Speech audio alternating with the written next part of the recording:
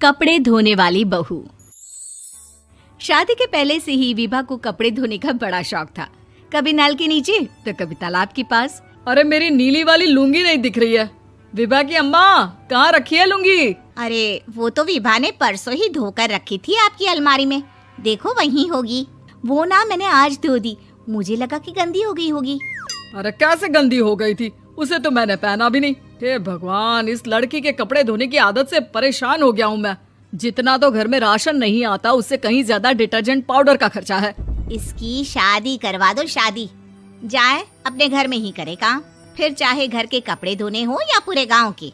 हाँ ठीक बोल रही हो, देखता हूँ मैं कोई लड़का। वो दिन भी आ जाता है जब विभा को देखने लड़के वाले आ जाते हैं। लड़की मुझे अच्छी लगी। होने वाली सास कहती है, बेटी अगर कुछ पूछना है तो पूछ लो। वैसे तो हमारी लड़की बहुत ही शर्मीली है, जो बोल दो वो मान लेती है, इसे क्या पूछना होगा। अरे कैसी बात कर रही हो माँ, मुझे इन लोगों के घर रहना है, सवाल तो कई है। हाँ हाँ बेटा, पूछ लो ना, क्या पूछना है। आप लोगों के घर कपड़े कौन धोता है? सास का मुंह बन जाता है। देखो, अगर तुम ये कहना चाहती हो कि तुम्हें कपड़े धोने नहीं आते तो सुन लो, कपड़े मैं ही धोती हूँ, लेकिन तुम्हारे आ जाने के बाद मैं रुमाल तक नहीं धोऊंगी। अरे चुप रहना भाग्यवान, बहू बेचारी घर आई नहीं, उसे डराना शुरू कर दिया।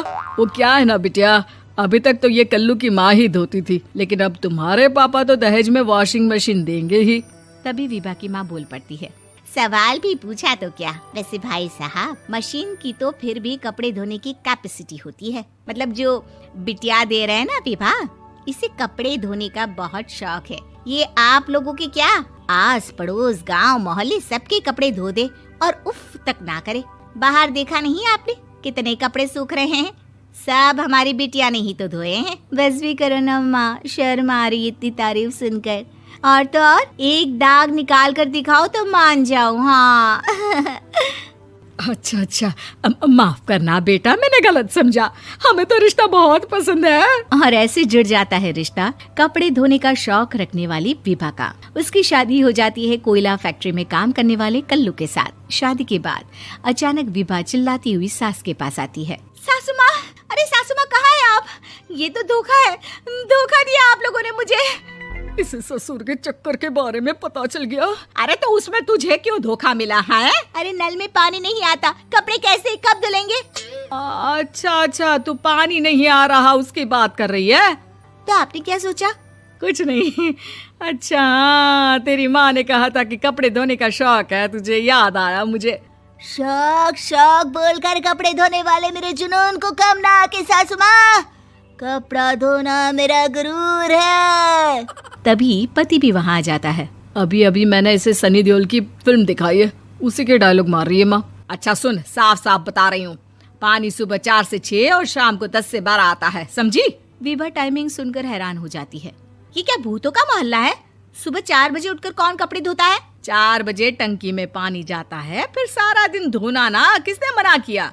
अरे कैसी बात कर रही हैं? 200 लीटर की टंकी में कितने कपड़े धो लूंगी मैं, सुबह ही उठ जाऊंगी मैं। अब क्या था, विभा सुबह 4 से लेकर रात के 12 बजे तक कपड़े ही धोती रहती।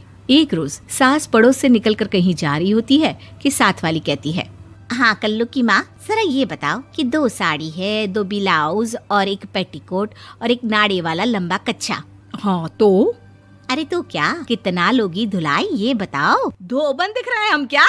हमारे पति सरकारी नौकरी से अभी अभी रिटायर हुए हैं और बेटा सुपरवाइजर है कोयला फैक्ट्री में। धोबन समझ रखा है हमें।